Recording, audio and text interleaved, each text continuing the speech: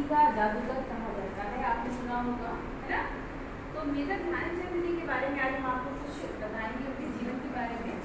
तो मेजर ध्यानचंद जी का जन्म जो है 29 अगस्त 1905 को हुआ था और इनका जन्म हुआ है इलाहाबाद में, ठीक है। इलाहाबाद में इनका जन्म हुआ। इनकी माता का नाम था शारदा और इनके पिताजी का नाम था सोमेश्वर दत्त। इनकी पत्नी जानकी देवी, ठीक है। और इनके जो पिता थे वो सेना में सूबेदार थे, ठीक है। तो शुरू में जब इनका जन्म जब हुआ तो ये पढ़ने में बहुत अच्छे नहीं थे, मतलब इनकी पढ़ाई में ज़्यादा रुचि नहीं थी। तो इनके पिताजी ने देखा कि ये ठीक से नहीं पढ़ रहे हैं, तो क्या किया जाएगा।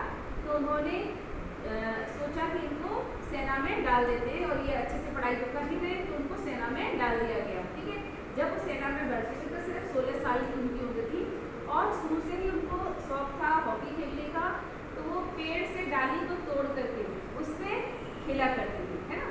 तो जब उनका ये शौक धीरे धीरे बढ़ता गया, जब वो सेना में भर्ती हो गए तो सेना में हर जगह सेना में भी अपने खेल खेले जाते हैं।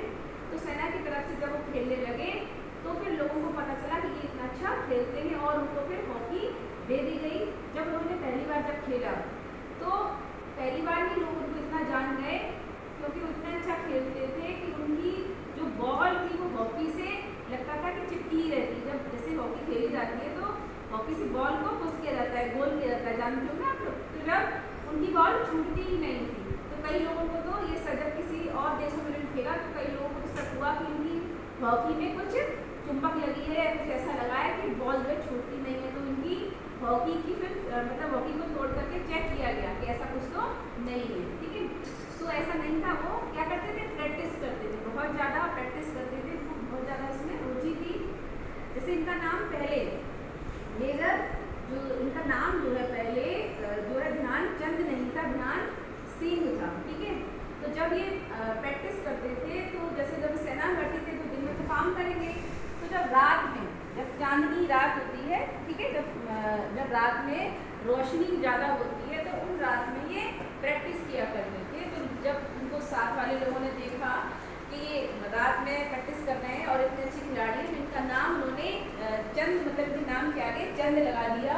वहीं से इनके नाम जो है वो मेजर ध्यानचंद हो गया। तो ठीक है, धीरे धीरे ये सेना में खेलने लगे, काफ़ी इन्होंने खेल खेले और कई सारे इन्होंने जो है ओलंपिक खेले हैं। ओलंपिक 1928 में, 1932 में, 1936 में सभी ओलंपिक में इन्हें स्वर्ण पदक मिला, ठीक है। और इन्हें 1956 में पद्म विभूषण अवार्ड से नवाजा गया, ठीक है। और 6 अगस्त 2021 को राजीव गांधी खेल रत्न अवार्ड जो था उसको परिवर्तित करके मेजर ध्यानचंद खेल रत्न अवार्ड दिया गया, ठीक है। तो बच्चों ये अब दिया जाता है जो खिलाड़ी बेहतर प्रदर्शन करते हैं हॉकी में, उनको ये अवार्ड दिया जाता है, ठीक है। ये वाला अवार्ड इन्हीं के नाम पर, इन्हीं के जीवन से प्रेरित होकर के ये अवार्ड रखा गया है। तो बच्चों एक बार की घटना है 1936 की। 1936 में जब ओलंपिक गेम हो रहे थे तो वहाँ पर ये जो हिटलर को आप जानते होंगे, तो हिटलर जो थे ये वहाँ पर जब ये खेलने गए तो हिटलर ने सोचा कि ये तो इंडियन जो है ये काफ़ी गरीब हैं, तो उन्होंने क्या किया कि जो पिच थी वहाँ की उसको गीला कर दिया काफ़ी, जिससे कि ये गेंद को मतलब अच्छे से खेल ना पाए। तो जब इन्होंने देखा कि पिच जो है बहुत ज़्यादा गीली हो गई है तो उन्होंने क्या किया कि अपने जूते उतार दिए, जूते उतार कर खेले और वहाँ पर इन्होंने बहुत सारे गोल बनाए और जीत को हासिल किया।